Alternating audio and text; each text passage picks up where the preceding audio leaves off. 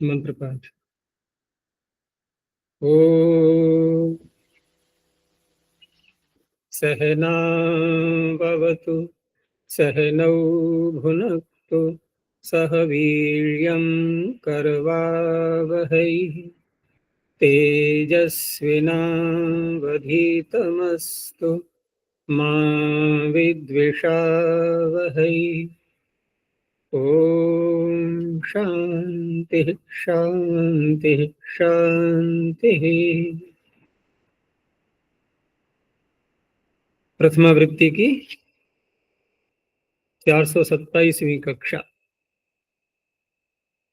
आज 7वां अध्याय प्रारंभ हो रहा है। 6 अध्याय पूरे हो चुके। पूछना है कुछ? अच्छा जी, ब्राह्मो जातो में हूँ। हाँ, मुझे पता था कि वहीं से आएगा ब्राह्मण जातों का। देखो, इसको और सरल तरीके से यूं समझ लो, हम ज्यादा विस्तार नहीं करते। कल कुछ मैंने अधिक विस्तार कर दिया था कि योग विभाग करके हम क्या सिद्ध करना चाह रहे हैं। हम अजातों के साथ में ब्राह्मण को नहीं जोड़ करके ब्राह्मण को अलग कर दिया। अब ब्राह्मण को अलग करने से क्या होगा कि पीछे चल रहा था न मपूर्वो, क्या है? अपत्य अवर्मन। हाँ, यानी मकार पूर्व में है जिसके, तो उसमें ब्राह्मण ब्राह्मण शब्द तो आ गया ना, ब्राह्मण भी उसमें आ गया। तो यहाँ पर अपत्य अर्थ में वो प्रकृति भाव का निषेध कर रहा है।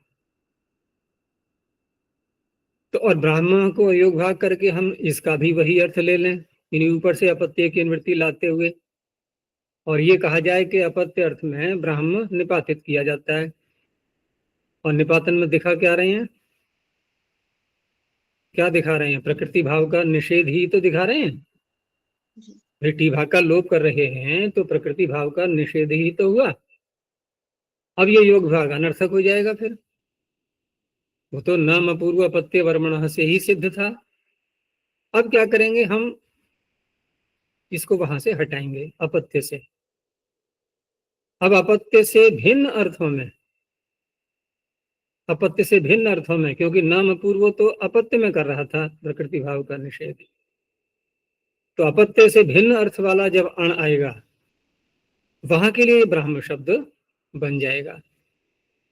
तो ब्राह्मो गर्भ या ब्राह्मम अस्त्रम, ठीक है ना, इनमें इनका ग्रहण हो जाएगा, जो कि अपत्य अर्थ में अण यहां पर नहीं आया है। ये तो ये हो गया, ब्राह्म शब्द सार्थक हो जाएगा। योग भाग करके अपत्य से भिन्न अर्थों में ये ब्राह्म शब्द बना लिया। अब दूसरा जो आएगा अजातव, तो अजातव में हम अ को थोड़ा अलग करके उसका अर्थ करेंगे, यानी कि जाति अर्थ में। अब ये अपत्य की निवृत्ति आ जाएगी ऊपर से। अब ऊपर से अपत्य की अनुवृत्ति ले लेंगे, क्योंकि उसमें तो उसने तो सारे ही अपत्य अर्थों में निषेध कर दिया था। सारे ही अपत्य अर्थों में प्रकृति भाव का जितने भी शब्द बनेंगे सभी में निषेध कर दिया। लेकिन यहाँ जाति से भिन्न, यानी जाति में नहीं होता, ये नहीं को हम क्रिया के साथ जोड़ देंगे। अजातो कह करके अर्थ क्या बनेगा कि ब्राह्मण, ब्राह्मण शब्द में जाति से भिन्न अर्थ में, जाति से भिन्न अर्थ में जहां अण प्रत्यय आएगा, होगा तो अपत्य अर्थ ही हो, तो वहां जाति से भिन्न अर्थ में प्रकृति भाव का निषेध क्या नहीं हो है? नहीं, नाम अपूर्व अपत्य और मन से क्या प्राप्त हो रहा था? अपत्य में तो वो कर ही रहा था ना, प्रकृति भाव का निषेध है। लेकिन उसकी सीमा लगा दी गई कि वो जो है जाति से भिन्न अर्थों में नहीं करेगा, लेकिन जाति अर्थ होगा तो अर्थापत्ति से निकल आएगा कि जाति अर्थ में प्रकृति भाव रहेगा। अब रहेगा तो क्या बनेगा? ब्रह्मण अपत्यम ब्राह्मण, ये बन गया। इस तरह से इन्होंने किया हुआ है। अच्छा जी, अपत्यार्थ की है तो जाति इन्होंने अलग किया, तो जाति से भिन्न अपत्य ये क्या है? जाति से, क्योंकि ये तो जाति हो गई ना, ब्राह्मण अपत्यम ब्राह्मण। जाति से भिन्न अर्थ में जहां पर हम अपत्य अर्थ में लाएंगे, अब वहां पर इन्होंने कोई उसका उदाहरण तो नहीं दिखाया है कि अन्य प्रयोजन इसके कहाँ हो सकते हैं।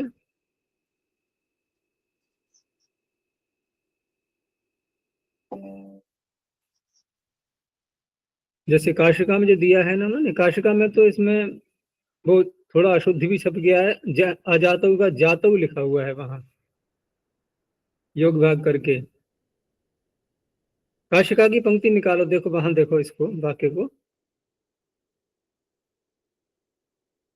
कोई ज्यादा बड़ा अर्थ नहीं है, थोड़ा ही अर्थ है सूत्र का।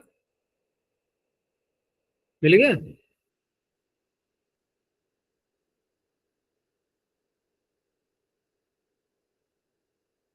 जी अच्छा। तो पहले कहा कि योग विभाग अत्र क्रियते, प्रारंभ भी इन्होंने यहीं से किया, मुख्य विषय यही था इनका।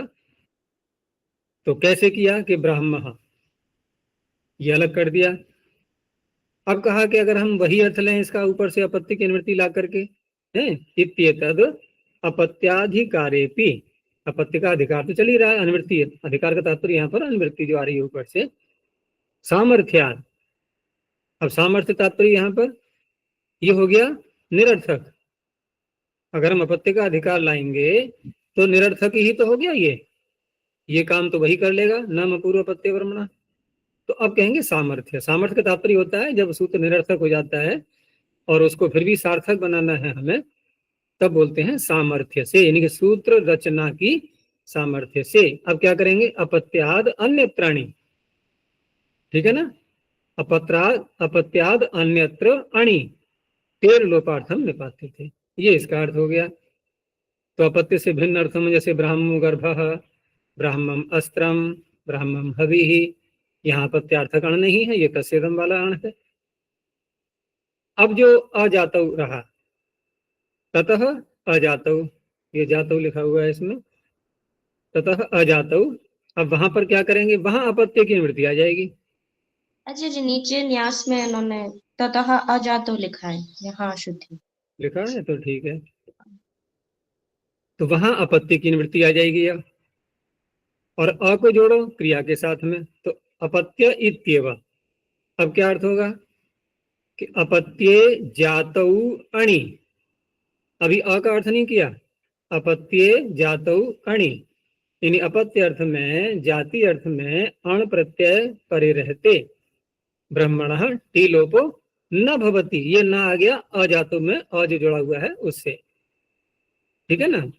अपत्ये जातौ अणि ब्रह्मण टी लोपो न भवती, प्राप्त किससे हो रहा था, न पूर्व पत्य वर्मण से, उससे प्रकृति भाव का निषेध प्राप्त हो रहा था, इसने उसका टी लोपो न भवती कह करके, यानी कि टी लोप नहीं होता है, नहीं, अपत्ये जातो अणि ब्रह्मण टी लोपो न भवती, अपत्य अर्थ में जाति में विद्यमान अण के परे रहते ब्राह्मण शब्द के टी भाग का लोप नहीं होता है। अच्छा, इन्होंने अ को हटा करके जातु कह करके ही बोला है शायद इन्होंने, इसका अर्थ है कि पाठ भेद है यहाँ पर अजातु और जातु का, टिप्पणी में दिया है इन्होंने अजातु, या मुख्य पाठ में ही है। अच्छा जी, नीचे न्यास में ये ब्राह्मो गर्भ, ब्राह्मम अस्त्रम, ब्राह्मम, ये उदाहरण के बाद ततः अजातो प्रत्ययम द्वितीयो योगः। न्यास में, हाँ, ततः अजातु इत्ययम् द्वितीयो योगः, नाम पूर्वपत्ते वर्मणः इति प्रकृति भावे प्रतिषिद्धे, प्रतिषिद्धे यह, यह है वह है, यह नहीं, हाँ हाँ, यह यह न सरिते इति त्रिलोपः, क्योंकि नाम पूर्व सो निषेध हो गया, तो न सरिते से जो टिलोप प्राप्त हो रहा है, स माभूत इत्येवम् अर्थो अपत्य इत्येव, अपत्य अर्थ में उसको सीमित कर दिया उन्होंने, अपत्य अर्थ में सीमित किया, ठीक है ना। स माभूत इत्येवम् अर्थः अपत्य इत्येव इति, एतेन अस्मिन् द्वितीय योगे अपत्य इत्यनुवर्तते इति आचष्टे, अजातौ इति च प्रसज्य प्रतिषेधोयम्। प्रसज्य प्रतिषेध हो गया कि तत्र जाते है अपत्यार्थे न संबंध नयस्तु भवतिना, वो मैंने कहा ही था नय का संबंध क्रिया के साथ जोड़ेंगे, भवतिना का तात्पर्य क्रिया के साथ में। तम एव अर्थम वृत्तौ दर्शयन् आह कि अपत्ये जातौ अणि ब्रह्मणः इति लोपो न भवति, जाति विशिष्टे अपत्ये विवक्षिते अणि परतः ब्राह्मणः इति टी लोपो न भवति। तो टी लोप नहीं हुआ तो ब्राह्मणः बन गया, अगर टी लोप हो जाता तो ब्राह्मणः नहीं बन पाता। तो इस तरह से यहाँ पर जाति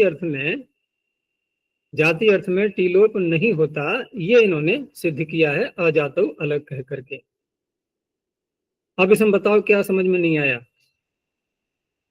देखो ब्राह्मण से तो हो गया ब्राह्मो गर्भः ब्राह्मम वस्त्रम, अपत्य से भिन्न अर्थों में जहां अण आएगा उसको सिद्ध करने के लिए हो गया। दो कार्य इनको करने हैं, इसीलिए योग भाग करना पड़ा है, क्योंकि पूरा सूत्र बनेगा तो केवल ब्राह्मणोपत्यम ब्राह्मण बस यही हो पाता, और वहां पर ब्राह्मो गर्भ ब्राह्मम वस्त्रम ये नहीं बन पाते। क्यों? क्योंकि न पूर्वपत्य तो केवल अपत्य अर्थ में कर रहा है ना, तो अन्यत्र तो फिर न सजते लगेगा सर्वत्र, वो ये उससे प्रकृति भाव हो जाता अन्न सूत्र से, है ना, तो प्रकृति भाव हो जाता तो फिर टी भाग का लोप वहां नहीं हो पाता। तो यहाँ जो अजातों कह करके इन्होंने अजातों को अलग करके अब यहाँ पर ब्राह्मणापत्यम ब्राह्मण ये भी सिद्ध कर लिया कि अपत्य से भिन्न अपत्य अर्थ में जाति में जो अण आएगा उसके पर रहते टी भाग का लोप नहीं होगा, इसको यहाँ पर सीमित कर दिया इन्होंने। तो ब्राह्मणापत्यम ब्राह्मण। अच्छा जी, अपत्य कैसा भी हो, जाति हो अजाति हो, तो न पूर्वापत्य वो प्रकृति भाव का निषेध कर रहा था, तो टी भाग का लोप प्राप्त हुआ। वो तो सर्वत्र ही कर रहा था, उससे कोई मतलब नहीं था, उसने कोई विशेषण नहीं लगाया था वहां पर, इन्होंने यहाँ विशेषण भी साथ में लगा दिया अजातो कह करके। चलो आगे देखते हैं। तो पहला सूत्र 7वें अध्याय का युवोरनाकौ, युवो षष्ठ एक वचनांतम अनाकहु प्रथमा द्विवचनांतम। यहाँ सबसे पहले सूत्र की संरचना में ही प्रश्न उठने लगेगा।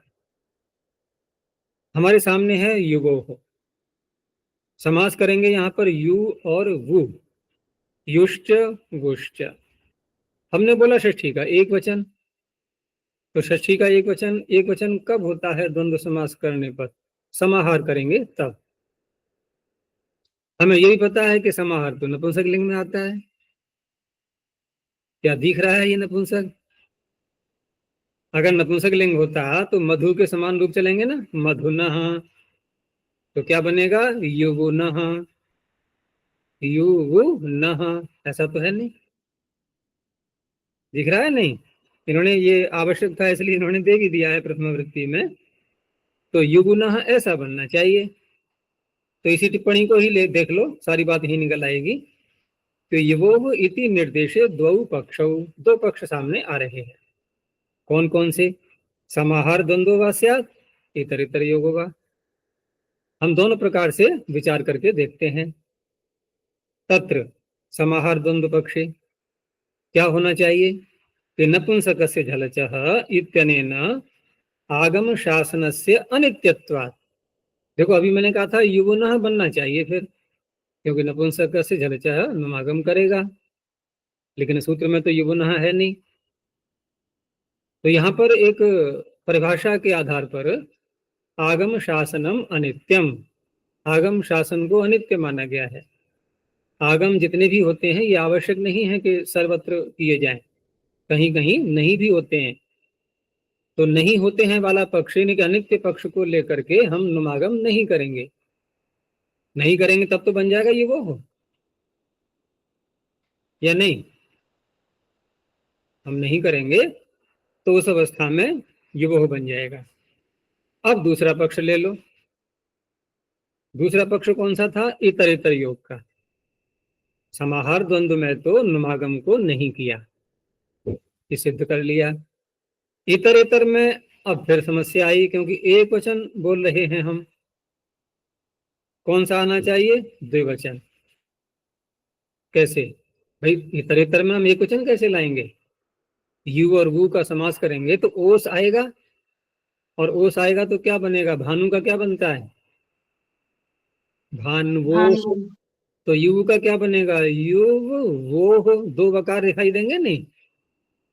तो दो वकार दिखाई देंगे तो वही कह रहे हैं इतर इतर पक्षेतु यू वो हो इति भवितव्यम। तो क्या इसका समाधान? ये भाई सूत्र छंद के समान होते हैं, क्योंकि पाणिनि को उपाधि दे दी गई है ऐसी, उनके सूत्रों को महत्व उनका बढ़ा दिया ना।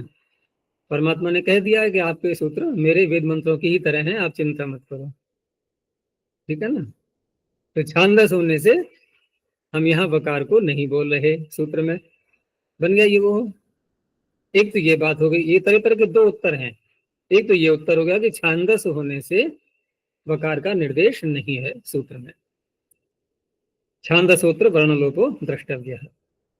एक अन्य प्रकार भी है कि पाणिनि के सूत्रों की रचना से ही हमें यह पता लगता है कि पाणिनि इतरेतर इतरेतर द्वंद्व करके भी एक वचन मानते हैं, कर देते हैं वो।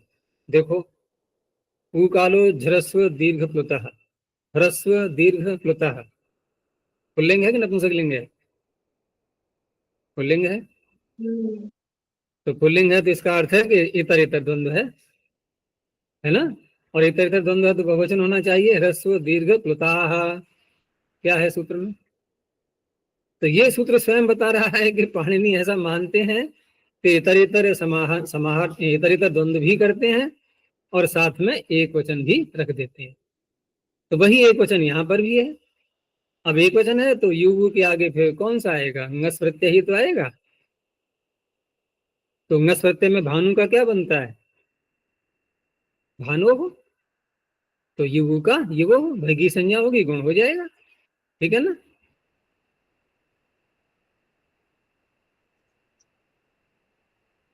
आचार्य ये नीचे ये क्या है? तथा सत्यंजसा रूपम सिद्ध्यति।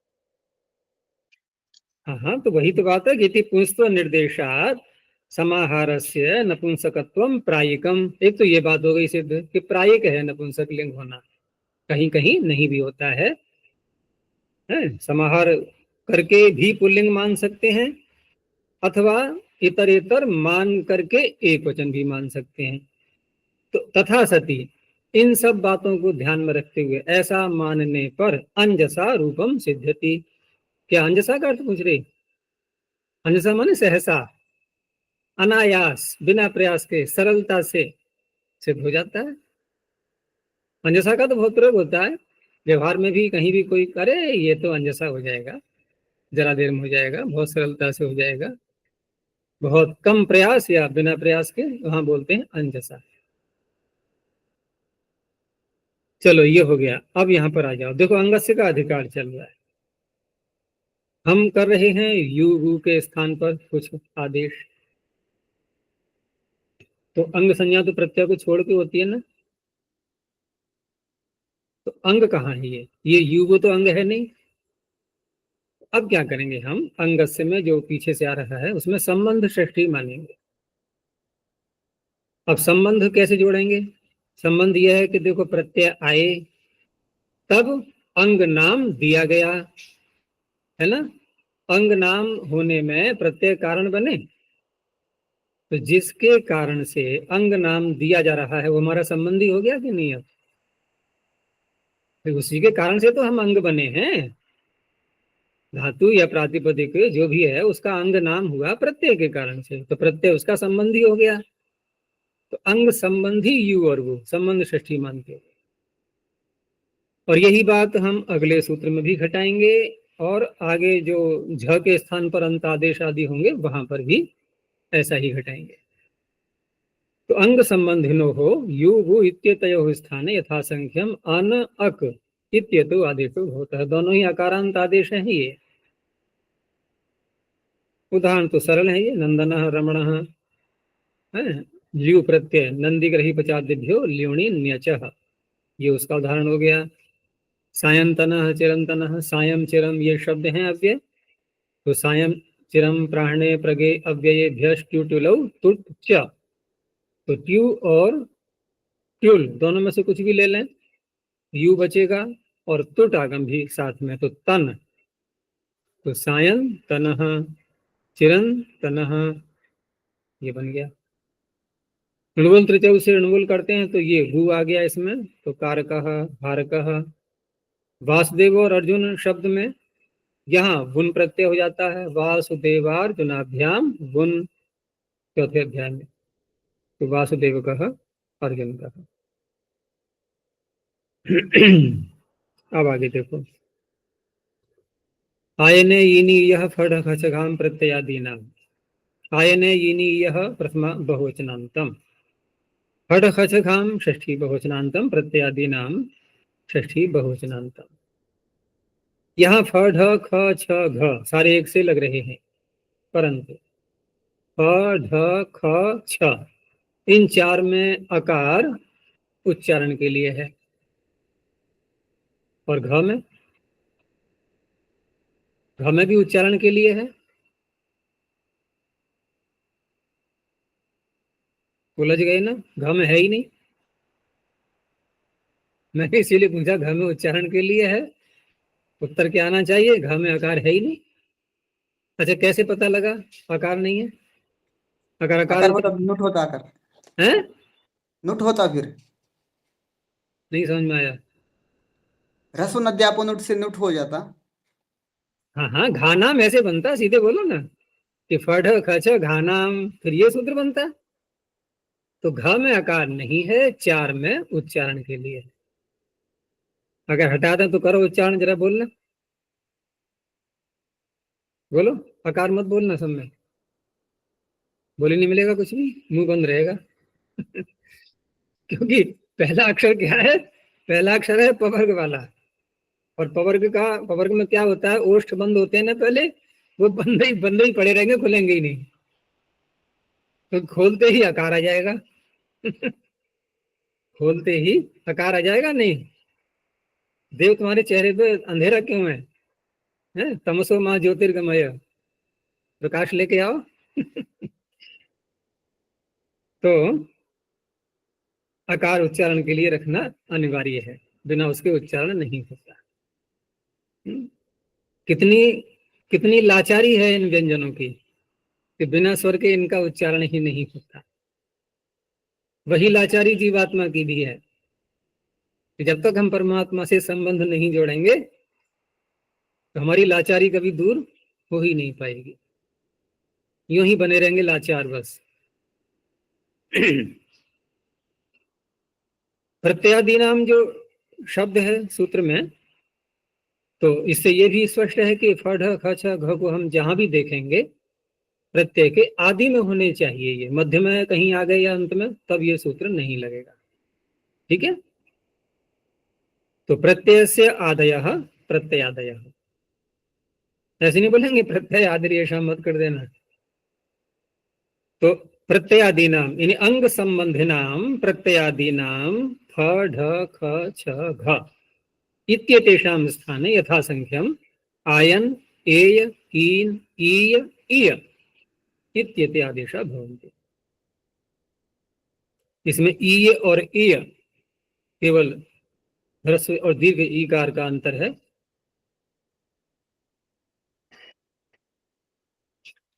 उदाहरण देख लो अब, जैसे फ का नादिभ्य फक, तो नाडायन, चारायण, फ को आयन हो गया, आदि को वृद्धि हो गई है। और फ ढ, ढ का हो गया स्त्री भ्यो ढक अपत्यार्थ में, तो विनताया अपत्यम, सुपर्णाया अपत्यम सौपर्णेय, विनताया अपत्यम वैनतेय, ढ को ए हो गया। अब इसमें जो आदेश हो रहे हैं ये सब हलंत हैं, ध्यान रखना, आयन एय कीन ईय इय सारे ही हलंत हैं ये।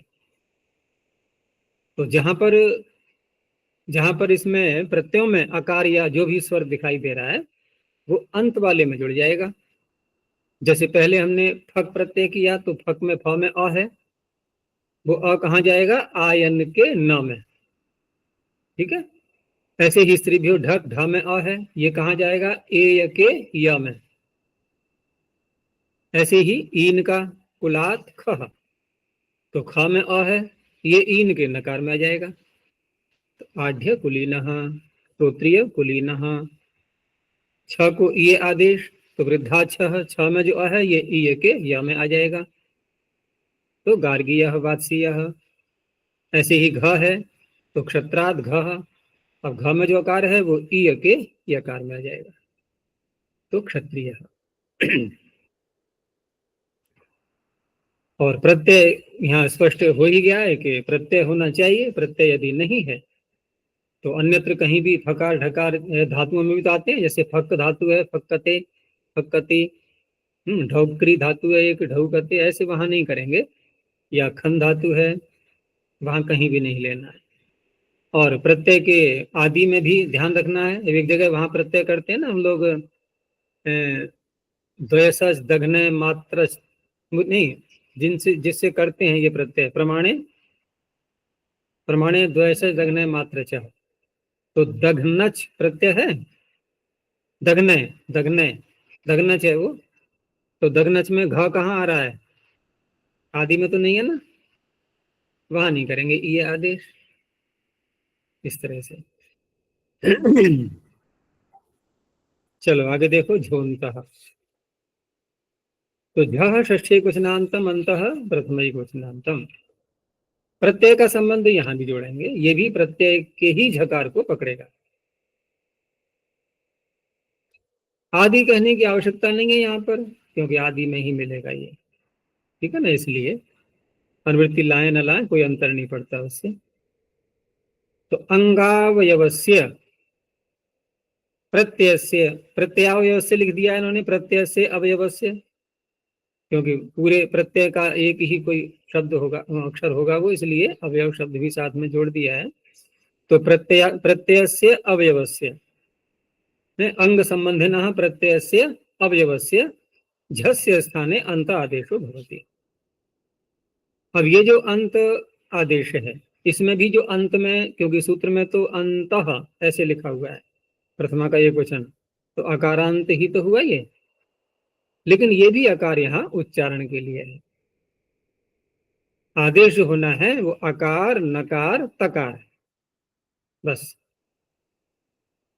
अब झी के स्थान पर करते हैं, तो झी में इकार है, वो तकार में जुड़ जाएगा, अंति। आत्मनिपद में झ है, झ में अकार है, वो तकार में जुड़ जाएगा, तो अंत, ठीक है ना, अंति, अंत। तो ये जो अंत में जो स्वर दिखाई दे रहा है, ये प्रत्यय में विद्यमान स्वर है, आदेश में नहीं।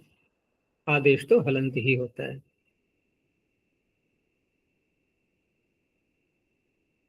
तो उदाहरण हो गया कुर्वंती, सुनवंती, चिन्वंती। तो क्री धातु उ प्रत्यय, आगे झी, क्री को गुण, और आकार को उकार किससे करते हैं? अतः उत्सार्वधातु, अतः उत सार्वधातु के ऊपर से आ रहा, नित्यम करोते है, करोते है की निवृत्ति आ रही है। तो कुर्वंती, कुरु अंति यनादेश कुर्वंती, सुनवंती, ऐसे ही चिन्वंती शनु प्रत्यय का। आगे है पति भी सह शयांतई। तो शयांतई ये लेट लकार का रूप है, ठीक है ना। तो लेट लकार में ये एत ऐ सूत्र है ना, ए के स्थान पर जहां पर टिता अपने पदानाम टेरे से जो ए करते हैं, तो विकल्प से उस ए के स्थान पर आई भी हो जाता है। तो झ को अंत आदेश किया गया, अंत का बन गया पहले अंते, उस ए को कर लिया आई, और लेटो डाटो से इधर आड आगम भी दिखाई दे रहा है हमें।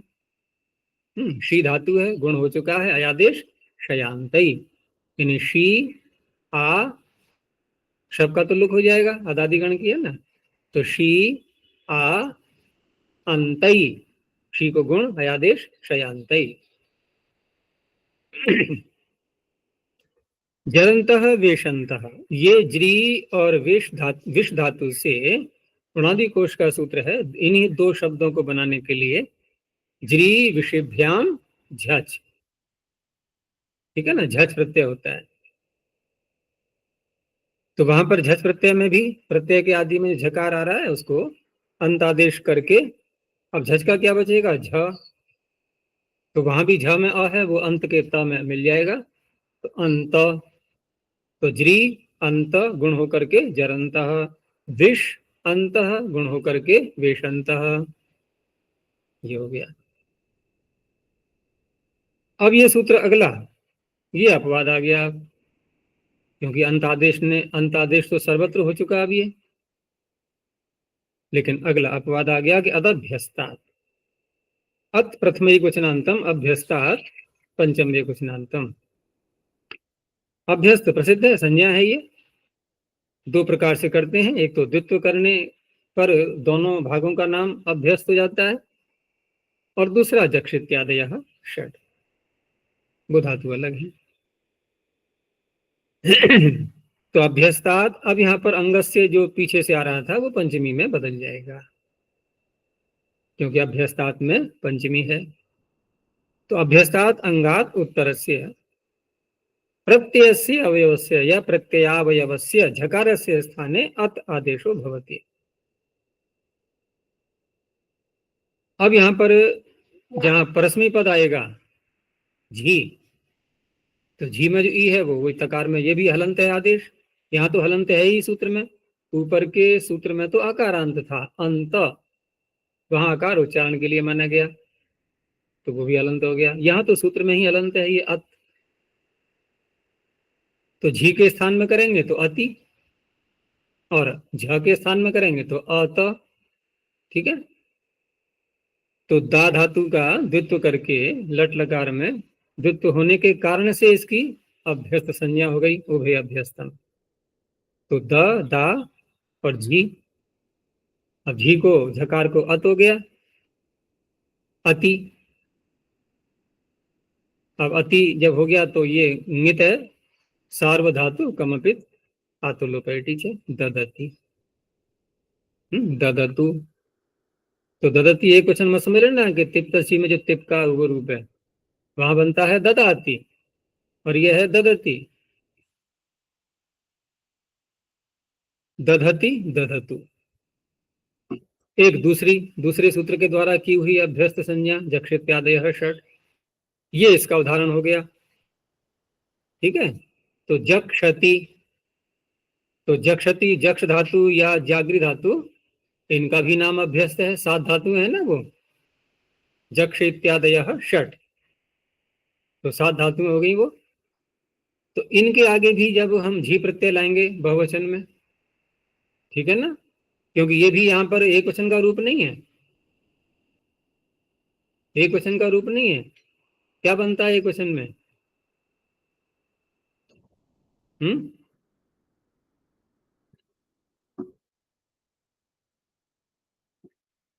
क्या बनेगा? इडागम भी तो होता है ना, देखना इसका क्या है, जक्षिति जक्षतः नहीं, धातुवृत्ति है किसी के पास में, देखना।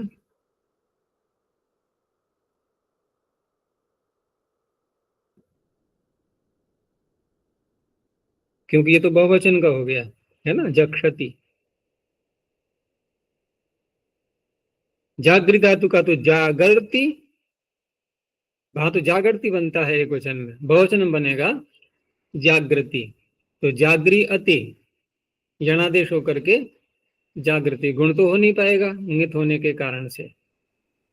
जक्षिति, है जक्षिति, जक्षितः जक्षति, जक्षितः में इडागम हुआ है ना, रुदादिभ्य सार्वधातु के, जैसे भावना बनता है नहीं, जक्षिति क्या बोला एक वचन में? जक्षिति, जक्षितः जक्षति, वही मैंने कहा ना जक्षिति, यही मैंने, मेरे मुख से भी यही निकला था। तो ये इडागम हो जाएगा तिप में भी और तस में भी, क्योंकि बलादी है ना, वहां भी सार्वधातुक जो कहा गया ना, बलादी सार्वधातुक लेते हैं वहां भी। अभी इसी अध्याय में तो आएंगे सारे इडागम करने वाले सूत्र, अब 7वें अध्याय में इडागम करने वाले, नुमागम करने वाले सब यहीं आने वाले हैं। तो जक्षिति, जक्षितः, जक्षति, ऐसे।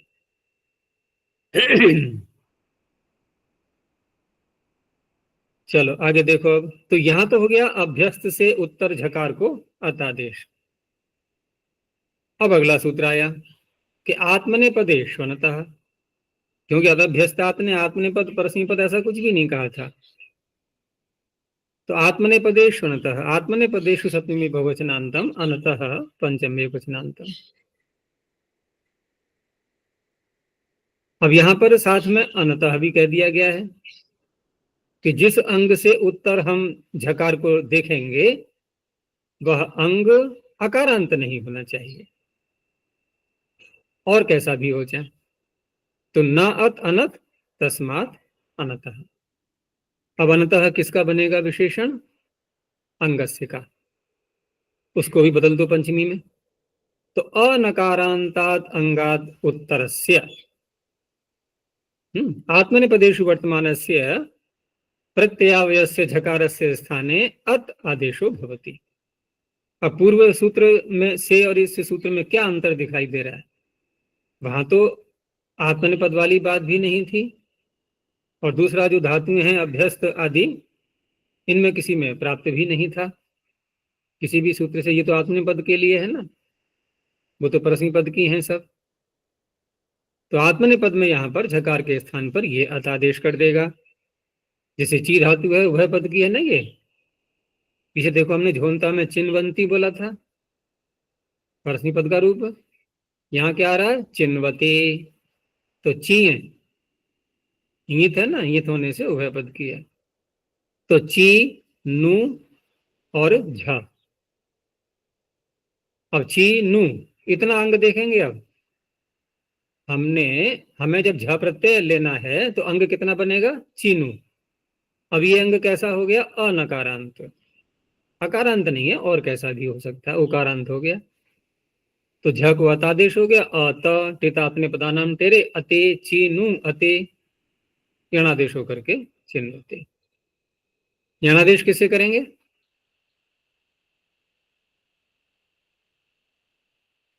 इणु यण। इणो या उष्ण वो धातु के, उसका अलग है सूत्र। क्यों क्यों करना पड़ा ये? क्योंकि अचिष्णु धातु भ्वाम, वो तो उवंग कर देगा, मान जाएगा वो। वहां भी तो श्नु पड़ा हुआ है, अचि श्नु।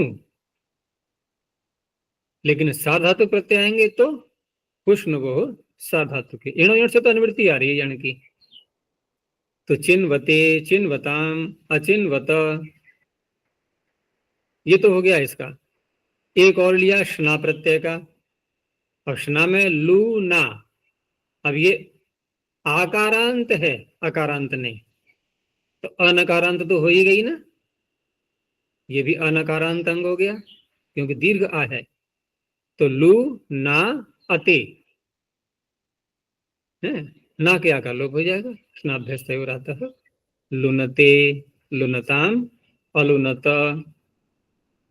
ऐसे ही पू धातु से यहाँ ह्रस्व भी हो जाता है ना, लू और पू। वैसे मूल रूप में तो धातुएं ये दीर्घ उकारांत है। वादी नाम ह्रस्व, ह्रस्व हो जाता है 4 लकारों में।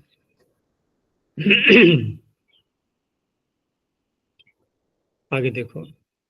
तो ये जो 2 सूत्र हैं, अदभ्यस्ताद और आत्मनेपदे श्वनतः, ये अतादेश करने के लिए, झोंतः अंतादेश करने के लिए, ये तीनों सूत्र मिला करके ये झकार के स्थान में जो कुछ भी होना है सारी व्यवस्था हो चुकी है।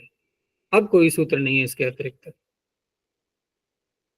अब यहां जो अत आदेश किया गया था अभी, क्योंकि आत्मनेपद में अनकारांत होने पर अत आदेश किया गया है, तो शी धातु भी ऐसी है जो कि अनकारांत है या नहीं है? क्योंकि शप आएगा, शप का तो लुक हो जाएगा अदादिगण की होने से, तो अनकारांत ही तो रही।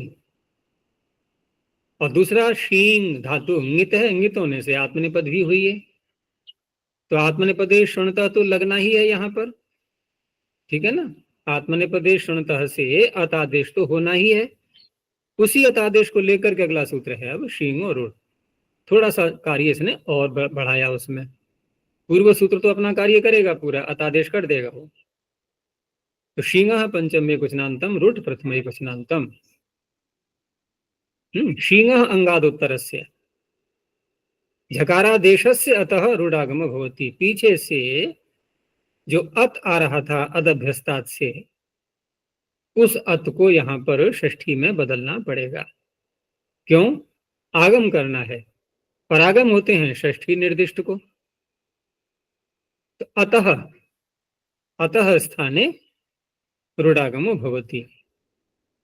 अत को रुडागम करना है, टित होने से आदि में आ जाएगा, रुट का बचेगा रेफ, तो क्या बन जाएगा? रथ।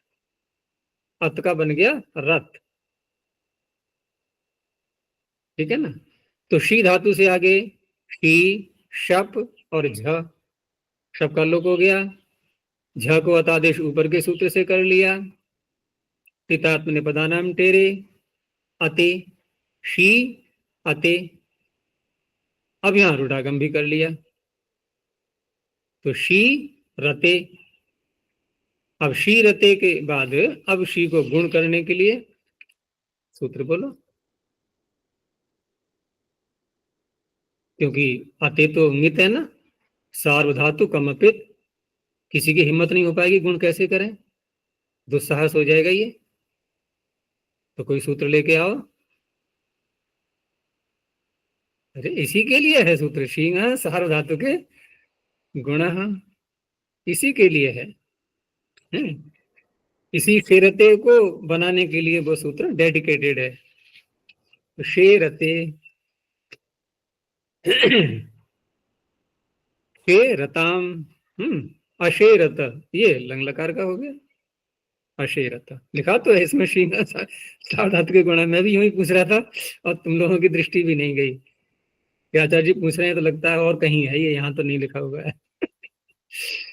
यहीं लिखा हुआ था ये तो।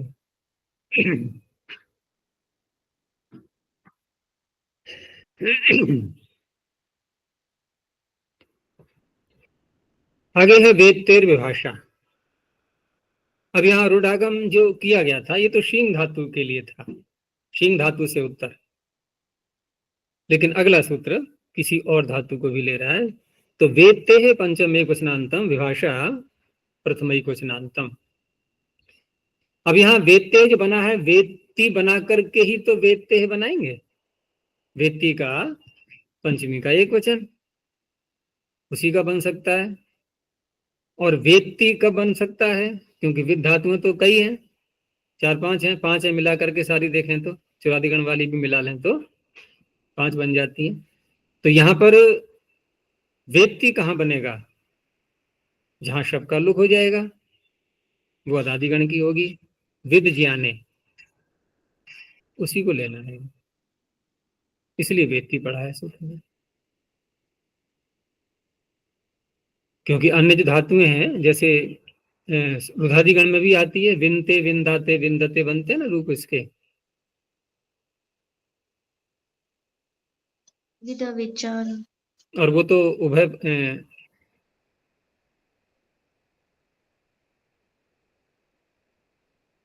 वो तो उभय पद की भी है। एक श्लोक आता है ना, यथा धेनु सहस्रेषु वत्सो विंदति मातरम। तो इस तरह से यहाँ लुग विकरण वाली अर्थात अदादिगण की ही लेंगे। तो वेत्ते रंगादुत्तरस्य झकारादेशस्य अतः विकल्पेन रुडागमो भवति। पूर्व सूत्र से कोई संबंध नहीं है इसका, क्योंकि वो तो शींग धातु से उत्तर करता है, ये विद धातु से उत्तर भी कर रहा है, लेकिन करेगा उसी को अत जो आदेश हो चुका है उसके लिए। तो अत आदेश किससे करेंगे? उसके लिए वही सूत्र है आत्मनेपदे शृणुतः। तो सम उपसर्ग विद धातु, लेकिन ये तो परस्मी पद की है, ये तो बड़ी समस्या आ गई। आत्मनेपद का प्रत्यय लाएं कैसे इससे?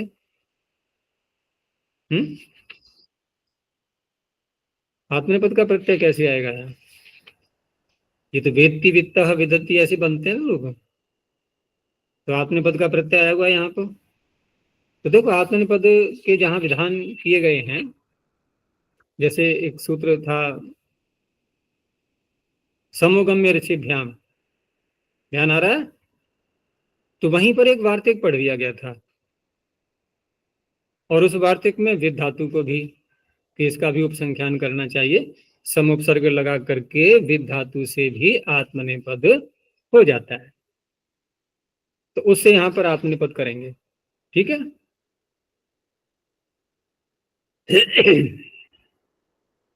तीसरे से आत्मनेपद किया गया तो झ प्रत्यय आया, और आत्मनेपदेश्वरतः को अवसर मिल गया अतादेश करने के लिए।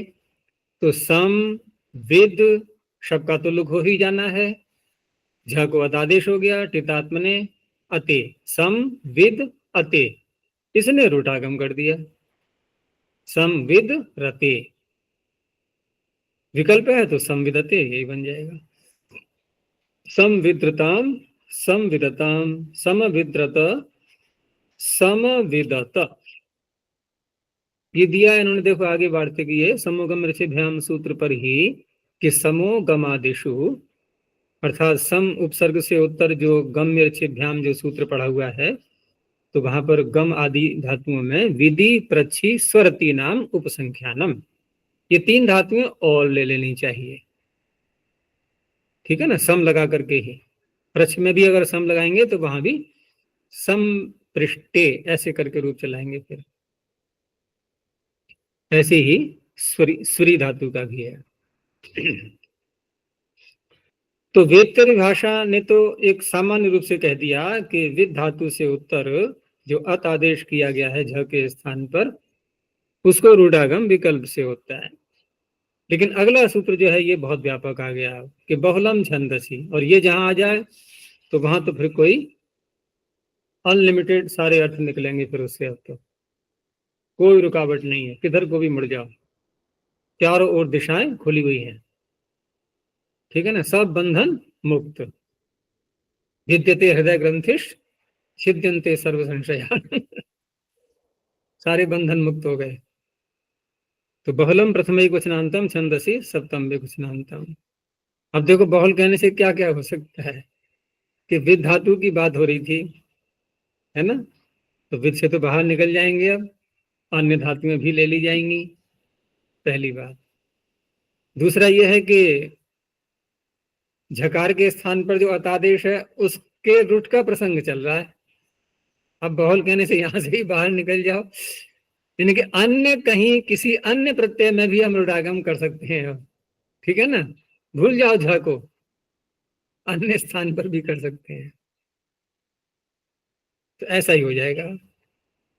तो छंदसी विषय झ्यादेशस्य अतः बहुलम रुडागम भवति, अर्थ तो ऐसे ही करना पड़ेगा हमें, क्योंकि अनुवृत्ति चल रही है इस प्रकार की, लेकिन बहुल की महिमा के आधार पर हम अन्यत्र भी कर लेंगे। तो पहले तो झादेश के झादेश जो आता है उसी का दिखाया है, तो देवा अदोहरा, ये है उदाहरण।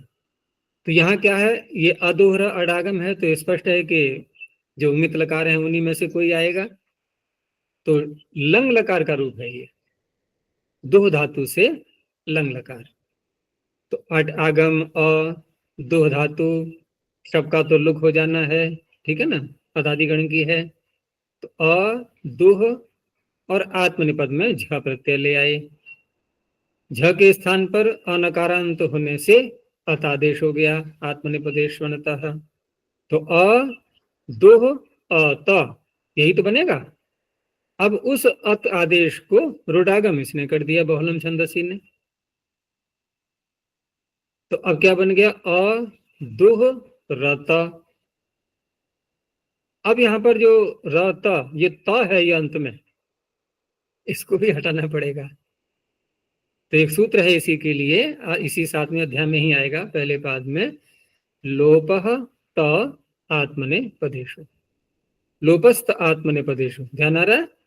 तो लोपस्त आत्मने पदेशु से सूत्र से जो तकार आता है आत्मनिपद में, ठीक है ना, तातम झ वाला जो त है, या झ के स्थान पर अत आदेश करके जो तकार आया, उस तकार का आत्मनिपद में लोप हो जाता है।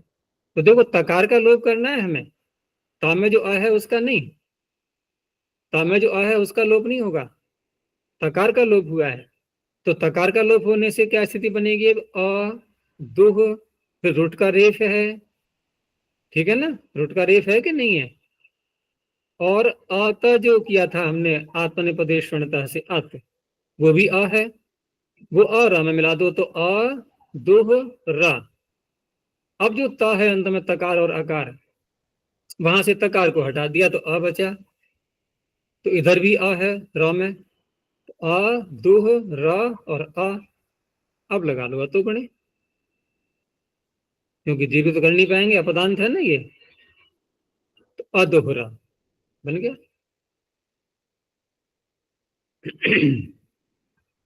तो देवा अदोहरा, गंधर्वाप सरसो अदोहरा, न च भवती, भाई बहुल है, नहीं भी होता है, नहीं करेंगे तो अदोह, क्या नहीं करेंगे? रुट आगम, अदोहत। अब कोई समस्या नहीं है, केवल आत्मनिपदेश ष्वणतः लगाना है बस। अब ये जो बहुल कहा था, झ आदेश, झकारादेश जो अत आदेश था उसके लिए, उससे ही बाहर निकल करके कहा कि झादेशस्य अतः अन्यत्रापि बहुल वचनात् भवति।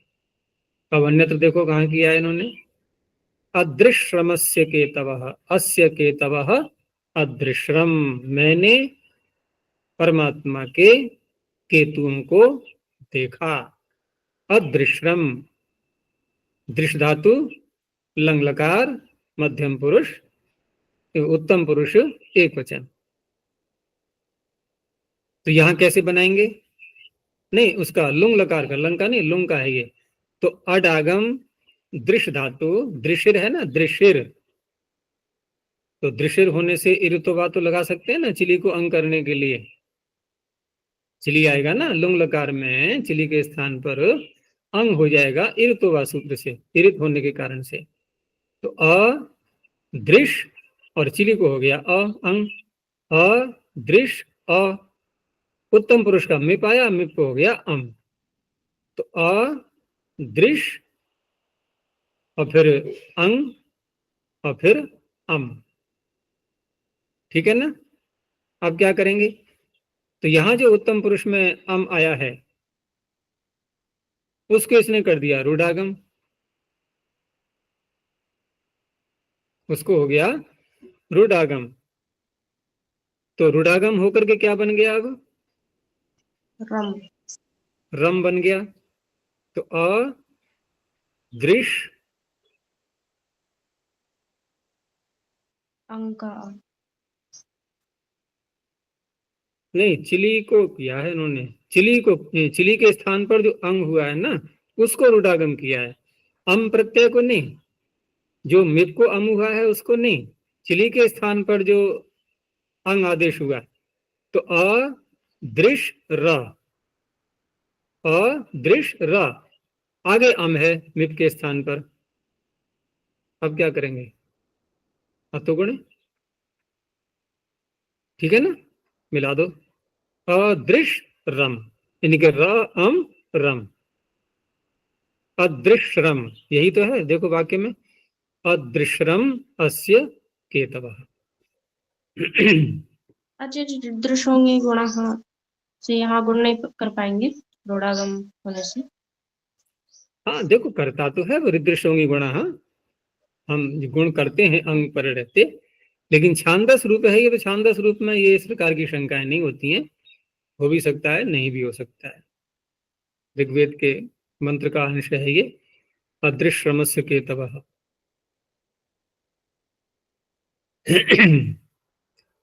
ये विषय पूरा हुआ। अब यहाँ तक जो ढकार का जो विषय चला था, तो पहले अंत आदेश, फिर अत आदेश, उसके बाद फिर उसी अत को रूढ़ागम, फिर विकल्प से होना, अन्यत्र भी कहीं हो जाना, ये सारी बातें हो गई समाप्त।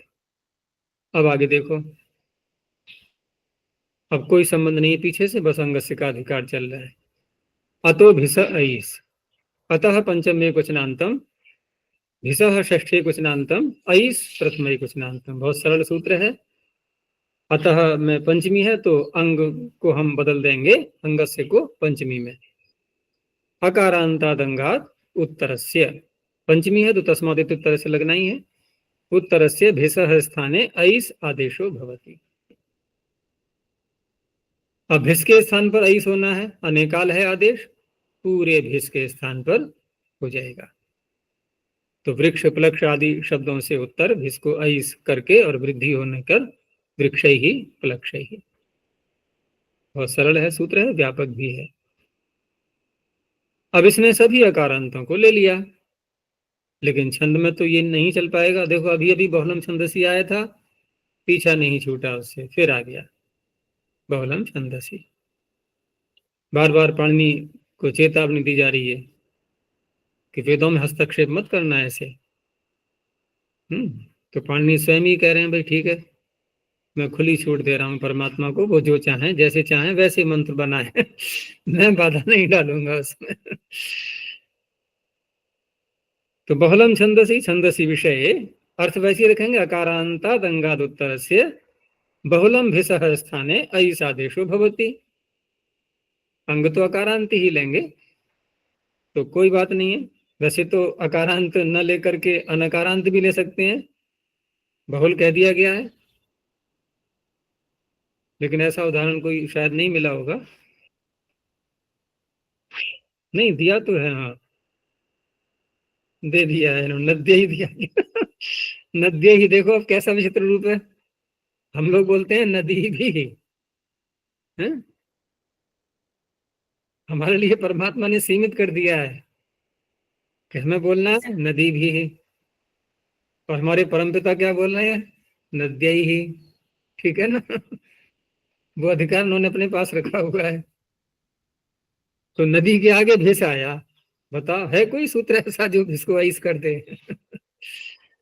तो बहुलम छंदसी की ही सामर्थ्य है, तो नद्य ही बना दिया। और अकारांतों में प्राप्त हो रहा है पूर्व सूत्र से, बहुल कहने से नहीं भी हुआ।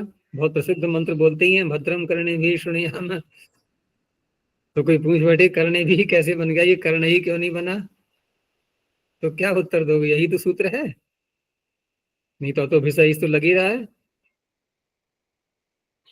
तो भद्रम करणे भी शुणयाम देवा भद्रम। और देखो आगे पक्षी माक्ष भी, वहां तो कह रक्ष भी, कोई बात नहीं, अक्षन तो नकारांत है, वहां तो हो ही जाएगा, भी रहेगा ही। ऐसे ही देवे भी, देव शब्द है तो देव ही बनना चाहिए। अब देखो जब भिस को हम ऐस आदेश नहीं करेंगे तो एकार करने का तो सूत्र लग ही जाएगा ना, बहुवचने झल्लिए, वो तो करेगा ना फिर, जैसे भ्यस में करता है वो। हम लोग बहुवचन झल्लियत को कहाँ लगाते आ रहे थे अब तक, भ्यस में ही तो लगाते थे। भ्यस प्रत्यय दो जगह लगाते थे, भिस में नहीं लगा पाते थे, क्यों, क्योंकि वो भिस को ऐस हो जाया करता था। कैसे लगाते, अकारांतों में, और अकारांतों में ही लगता है ये, बहुवचन ने झल्लियत अकारांत में ही तो लगेगा। तो यहां पर देवे भी करने भी, यहां उसको अवसर मिल गया ऐस न होने के कारण से। अब अगले सूत्र ने थोड़ा निषेध कर दिया, इसी का अपवाद बन जाएगा कि नेद मद सोर को हो, अतो भी सही इसका अपवाद। तो न अव्यपदम इदम अदसो षष्ठी द्विवचनांतम अको हो, षष्ठी द्विवचनांतम अको बनेगा इसका विशेषण इदम अदस का। तो अकोह से तात्पर्य ये अक है, अक है अविद्यमान ककार ययो, जिनमें ककार नहीं है, तो उसके लिए कहा है अकोह, यानी अक, अक का षष्ठी का द्विवचन। अविद्यमान ककार यस्मिन, तो क्या बना अक, तयोह यकोह, अब तयोह अकोह, द्विवचन होने से अकोह। वो कौन है, इदम और अदस, इनमें ककार नहीं होना चाहिए। इनमें ककार कब आता है, जब अकच प्रत्यय करते हैं, अव्यय सर्वनाम अकच प्रागटे है। एक यहां पर और भी बात निकलती है कि हमने इदम अदस में अकच करके उसका जो स्वरूप है उसको तो बिगाड़ दिया ना, इदम अदस तो रहा नहीं वो, क्योंकि अकच कहाँ फंसता है, प्राक टे, बीच में आगे फंसेगा ना, तो शब्द का तो हुलिया बिगड़ गया ना, उसका स्वरूप। अब फिर भी हम उसको इदम अदस मान रहे हैं। तो परिभाषा सुनिए नहीं ये, या लोक में भी जो बात कही जाती है कि कुत्ते की पूंछ कट गई, तो वो कुत्ता है या नहीं है अब? एक देश विकृतम अनन्यवत्। हाँ, एक देश विकृतम अनन्यवत भवति। अगर कोई विकृति आ गई है उसके स्वरूप में, तो वो अनन्य, वो अन्य नहीं हो जाता, वही रहता है। उसी नाम से उसको हम बोल सकते हैं। नहीं तो क्या कहने की आवश्यकता थी को?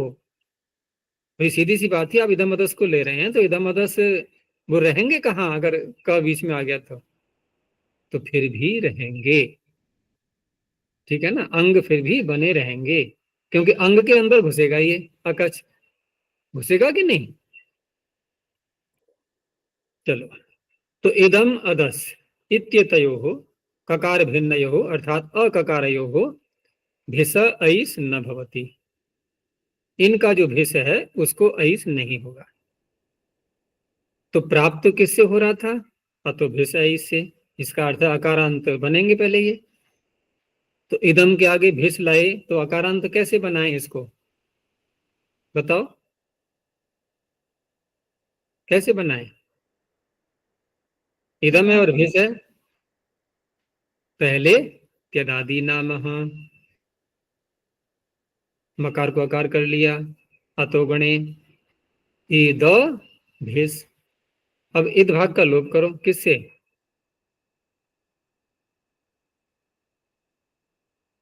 किससे करेंगे इद भाग का लोप? अरे हलादी व्यक्तियां आती हैं तो नहीं करते हैं हली लोप।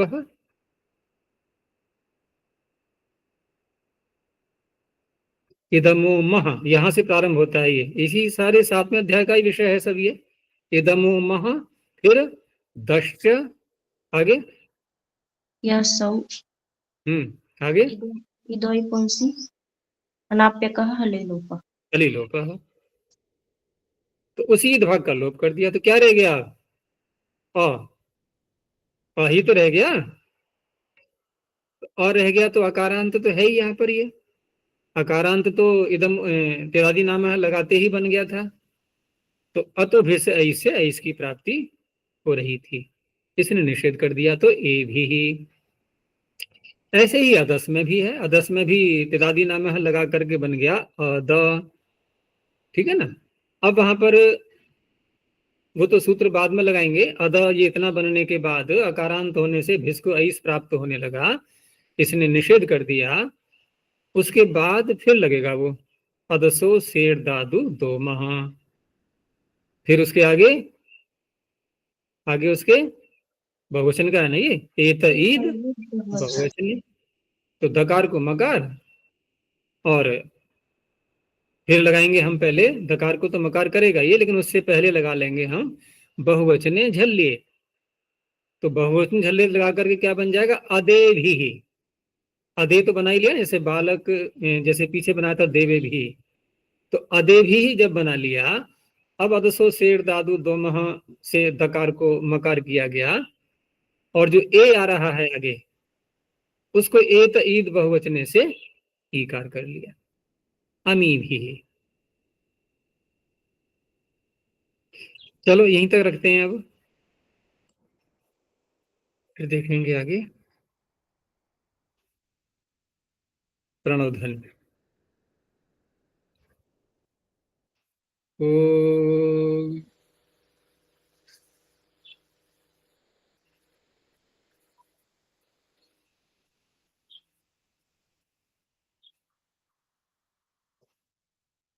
ओ